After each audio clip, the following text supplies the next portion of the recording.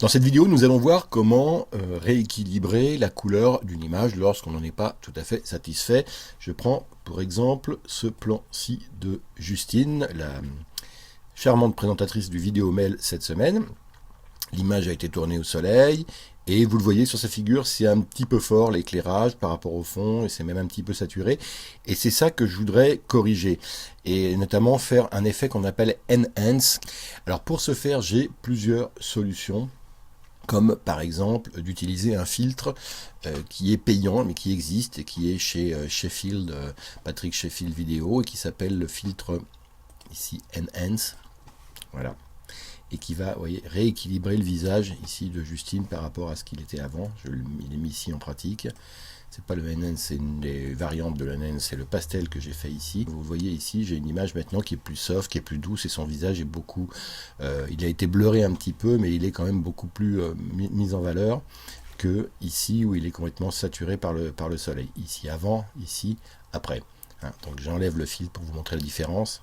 Hop, et je le remets ici. Vous voyez que c'est léger, mais ça rééquilibre quand même drôlement l'image. Et sinon, je vais vous montrer comment le faire sans avoir un plugin payant à utiliser. Le départ, c'est de prendre le plan ici et de faire Alt-Maj pour le copier 2 fois. Je l'ai 3 fois. Pourquoi? Parce qu'il faut que je sépare. Il faut que je fasse ce qu'on appelle du lumaquet, de l'incrustation luminance, et que je sépare ici dans un plan les lumières basses, c'est-à-dire les noirs, ou ce qui est vers le noir, les lumières les plus sombres du plan, ici les lumières intermédiaires, et ici les lumières les plus fortes, les plus proches des blancs. Et pour ça, j'ai un filtre très sympathique que je vais utiliser. Effet, filtre vidéo, incrustation en luminance. Alors, ce filtre, ici, me permet d'éliminer les éléments les plus foncés ou les plus clairs d'un plan. Alors sur un des 3 plans en bas, je vais éliminer les parties les plus claires. Je vais ne garder que le plus foncé des plans, en enlevant ici le plus clair. Là, je ne vais rien toucher pour le moment. Et là, je vais mettre ce même filtre d'incrustation en luminance. Mais au lieu d'enlever cette fois-ci les plus clairs, je vais changer, je vais aller enlever les plus foncés. Alors j'ai 3 couches vidéo. Une ici, vous voyez où on a enlevé ce qu'il y avait de plus clair dans le plan.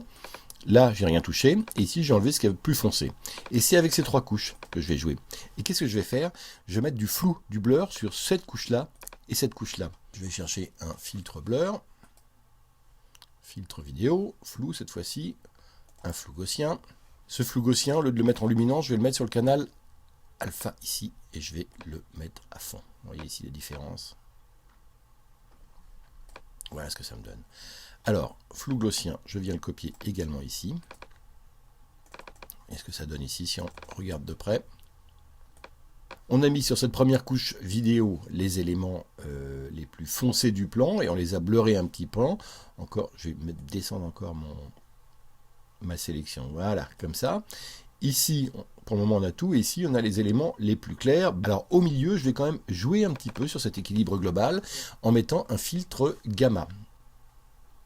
Filtre vidéo, étalonnage dans contrôle d'image, filtre gamma. Et avec ce gamma, je vais descendre ou monter. Ce qui m'intéresse, c'est plutôt de descendre un petit peu ici parce que je trouve que j'ai un peu trop de lumière sur mon image globalement. Alors maintenant que j'ai ces 3 images séparément, je vais venir les additionner. Je les repositionne l'une au-dessus de l'autre et je les incruste. C'est-à-dire qu'ici en compositing, je vais sur superposition d'ailleurs plutôt qu'incrustation. Et pareil ici. Superposition, mes 3 plans sont cette fois-ci l'un au-dessus de l'autre. Alors voilà le résultat. Rappelez-vous de l'image de départ, c'était ça.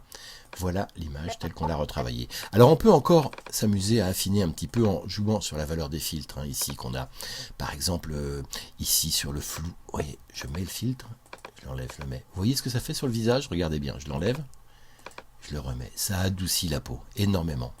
Je vais le mettre à 100 même carrément. Tac, tac.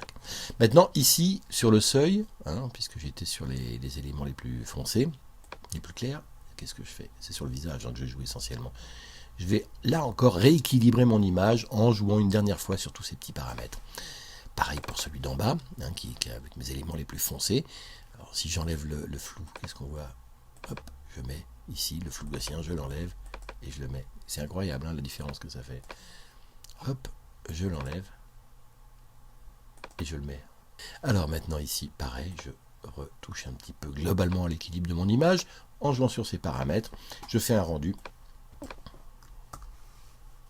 Alors, mon image de départ, c'était ça.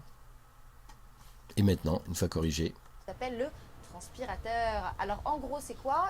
voilà, c'est quand même, on voit, sur son visage beaucoup plus équilibré. Et qui s'appelle le transpirateur.